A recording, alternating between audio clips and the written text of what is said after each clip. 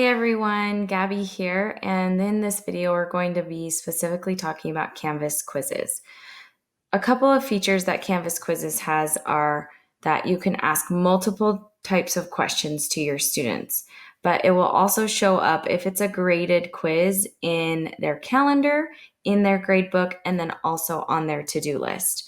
Another feature that Canvas Quizzes has is the ability to moderate your quiz. So you can see how many attempts students have had on the quiz. You can see how much time they've spent. And then if they need to retake it, you can go in and make those modifications as needed. So Canvas Quizzes has a couple of really neat features that help us make some better choices as educators. The thing that's really important to make note of is that as we're assessing our students, let's make sure we're focused on learning. And let's also make sure that we're using that information from those quizzes and assessments to help us make better instructional decisions moving forward. Another thing to consider too is the retakes. What are we going to do to allow students to improve their score? How will they show us that evidence that they've learned what they're learning? Now, if it's something like a quick exit ticket or a way to self-reflect or a quick summary, that's another thing. But if this is a quiz that's really going to help kids understand where they're at in their learning, then let's really use that information to make instructional decisions moving forward. So let's get started into what a quiz can look like in Canvas. We want to go into the course where we want to create this quiz. So I'm going into my Sandbox class, and you'll notice I have a quiz, course disclosure, and a practice quiz already ready to go. The quiz icon is the rocket ship. So you can just train your kids that whenever they see a rocket ship, they know that that's going to be a quiz. So I have a course disclosure quiz, and then I have a practice quiz. I just want to quickly show you what one can look like as a finished product. So I've got a quiz done, and we're going to preview it. Reminds me that this is a preview. I threw in a quick GIF that just says good luck. All right, so question 1. This is a multiple choice question. 17 rounded to the nearest 10 is 20, so I can select that. George Washington was the first president of the United States. George Washington was the first president of the United States. True or false? In order for water to freeze, the temperature of the water needs to be blank degrees Fahrenheit. So this is a fill in the blank question. Place the correct punctuation marks in the sentence below. This is a multiple fill in the blank question. So George went missing, that would be an exclamation point. Then we need these quotation marks because this is what someone is saying. This is a multiple correct answer choice. So which animals belong in the desert? So train your kids that when they see these boxes, it likely means that there's going to be more than one correct answer. Then match the vocabulary words with the correct definition. I'm just going to quickly select a few. Then there's the essay, write a 1-paragraph essay explaining desert animal adaptations that help them to survive. So they have all of the editing tools to record their response. They can bold, italic, underline, they can center it, all that kind of stuff. Then they can also upload a file. So this would be something like from their computer, PDF, a video, audio files, they can add it here. And then the last one is just a text box for me as the teacher. I could put in a little memo or note, a reminder, or a next step. And in this case, I just said, reflect on how you've improved this semester in your data binder. But it could also say, you're finished, please go grab a book and read to self. Or it could say, check all of your answers before you hit submit. Use it as a reminder to help your kids. So then they can submit the quiz. It says, oh, you have 2 unanswered questions. I'm going to submit anyway. Then you can see your correct answers. And this view is very similar to what the students will see as well. Okay, so if I want to edit this quiz, then I click on the edit icon and I can go into edit. I can remove this GIF if I wanted to. I could insert some instructions here. I can also go down to the bottom and I can change the quiz type. So if I want it graded, I designate it as graded. If it's a practice quiz, then it's not going to be graded. The same goes for a survey. I can give a graded or an ungraded survey. Then I can choose a couple of options down here. I can shuffle the answers if there's multiple answers on a question, and I can give them a time limit if I need to. I can also allow multiple attempts. And if I do allow them multiple attempts, then it will ask me what score to keep.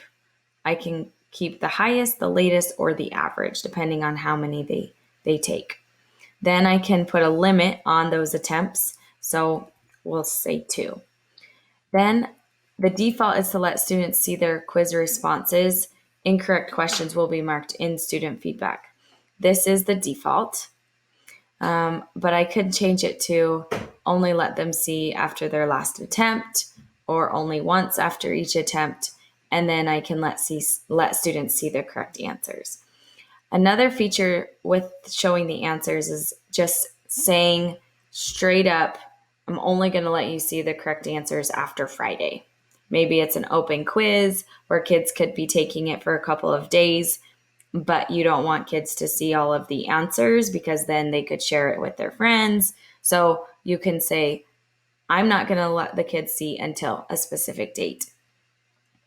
I can also choose show one question at a time. When you do this, it will give the students a next button where they just could click next to go to the next question.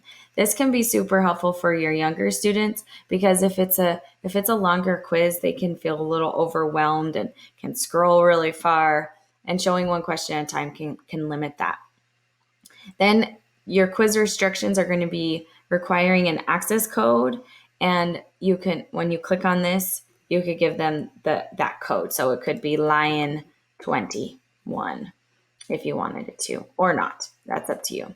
Then you can assign to everyone, or you could assign just to a specific group of students. You can put a due date on it, and as soon as you do, it will show up in their calendar and on their to-do list and in their grade book. And then I can put an availability date for them if I want. So I'm going to go ahead and click save. And then this will, because it's published, it will show up in the student's calendar. If I unpublish it, students won't see it at all. Okay, the next thing is that moderate option here. Remember at the beginning of this video, I mentioned how you could see how long kids are taking in the test. So if I click moderate this quiz, it's going to take me to the roster in my class. And if I had kids who had taken this, I could see how many attempts they had, the time it took them, how many attempts they have left, and then their score. Now let's just say Cami was really struggling and I need to allow her to take it again. I can click on Cami's name and I can click change extensions for one selected student and provide her extra attempts. So we could say 2 attempts. And then if I want, I can manually unlock the quiz for the next attempt because I already know we're going to have a conversation and she needs to retake it. So we'll hit save there. And it's just Cami that has 4. The others have 2. So the moderating part is really helpful as the teacher just to see how kids are doing, who's retaken it, who might need to retake it, and how much time it's taking them to finish the quiz. All right, so let's go back to quizzes on the left-hand side. And like I mentioned before, I only have 2 right now. If I want to create a new quiz, I'm in my quizzes section. I click the blue button that says add quiz. This is going to ask me if I want classic or new. We're going to go with classic for the time being, and I'm going to click submit. The first thing it asks me to do is to name my quiz. So I'm going to name my quiz Canvas Quiz 1. I can insert instructions here if I'd like. I can also attach images or GIFs here, and then I can set those settings that we just talked about, okay? But the next tab up at the top next to details is questions, and this is where you start to build your quiz. Every time you click new question, it's going to ask you what type of question you want. And in this drop-down menu, you have your options of multiple choice, true, false, fill in the blank, fill in multiple blanks, multiple answers, multiple drop-downs, matching, numerical answer, formula question, essay question, file upload, and text no question.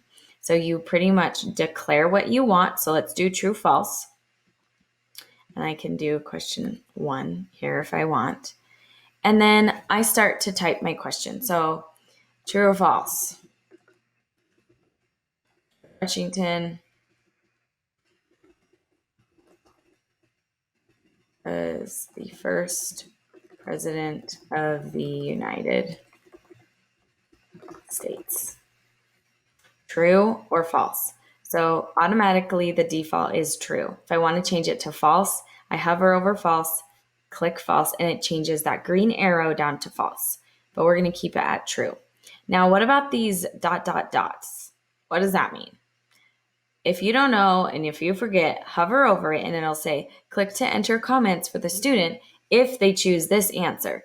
So let's go to false and let's click on the ellipses. And we're going to say, think again and remember the president's song. Give them a little tip or a hint if you so choose, but you don't have to. Okay, then I can click done. Now, every time I make any changes, I want to click update question. Now I'm going to click new question and I can do question number 2. And I can choose a different kind of answer. We can do multiple choice.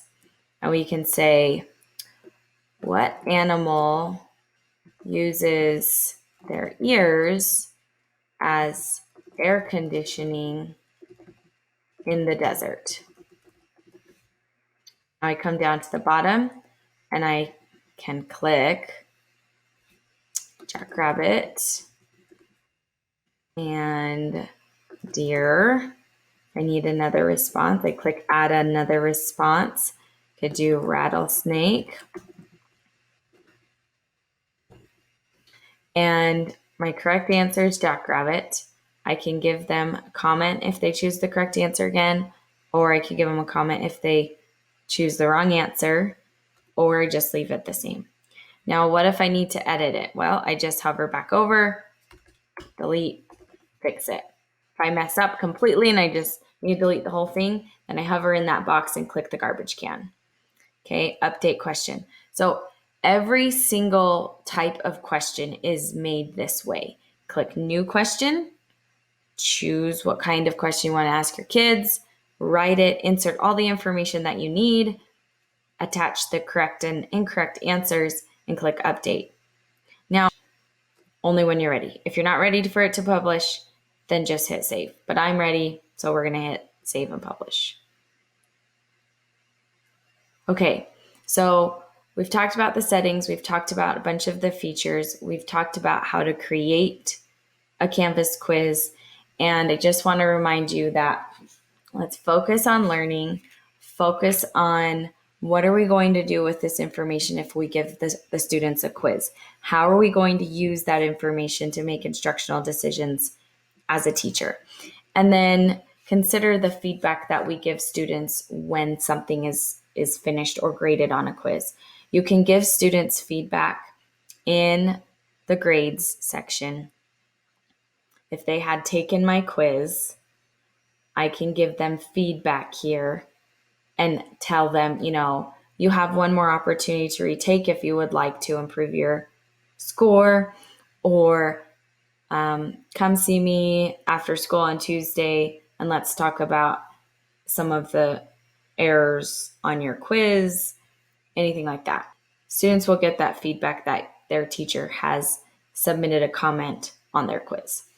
So one more time, we just covered Canvas quizzes, types of questions. We had an example. We talked about the settings, how to give correct answers and incorrect answers, and really the value that we can have when we give kids quizzes and how to use that information to help us as teachers improve our instruction.